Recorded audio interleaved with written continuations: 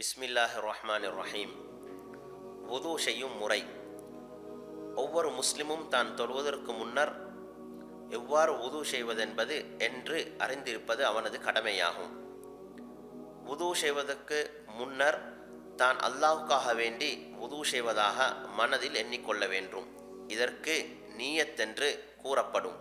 இந்த நீயத்தை வாயால் மொழியக்கூடாது. இவ்வாறு இதனை வாயால் மொழிவது இஸ்லாத்தில் தடுக்கப்பட்ட பித்அத் என்னும் காரியமாகும்.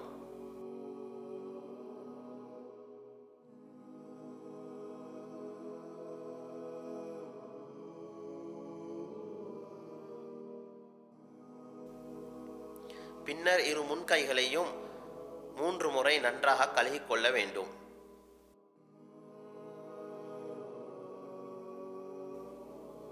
பின்னர் வாய்க்கு 3 முறை தண்ணீர் எடுத்து வாயை கொப்பளித்துக் கொள்ள வேண்டும். அத்துடனே மூக்குக்குள் தண்ணீர் செலுத்தி 3 முறை மூக்கை சீறிக்கொள்ள வேண்டும்.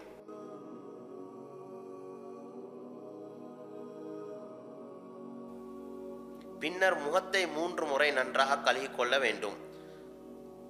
அகலத்தில் ஒரு காது முதல் அடுத்த காது வரையிலும், நீளத்தில் நெற்றிமுடி முளைக்கும் இடத்திலிருந்து நாடி அடி வரையிலும் கழுகிக்கொள்ள வேண்டும். பின்னர் இரு கைகளையும் முழங்கைகள் உட்பட 3 முறை கழுகிக்கொள்ள வேண்டும். முதலில் வலது கையும் பின்னர் இடது கையுமாக கழுகிக்கொள்ள வேண்டும். பின்னர் தண்ணீர் தொட்டு தலையை தடவிக்கொள்ள வேண்டும்.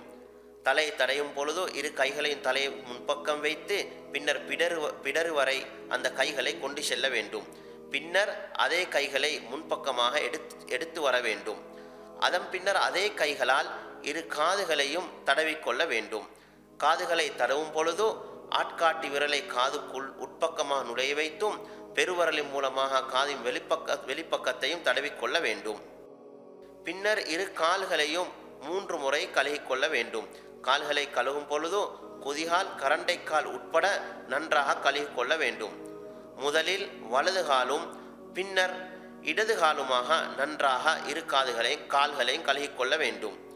பின்னர் வுதுஇன் துஆவாகிய அஷ்ஹது அன் லா இலாஹ இல்லல்லாஹு வஹ்தஹு லா ஷரீக லஹ் வ அஷ்ஹது அன்ன முஹம்மதன் அப்துஹு வ ரசூலுஹு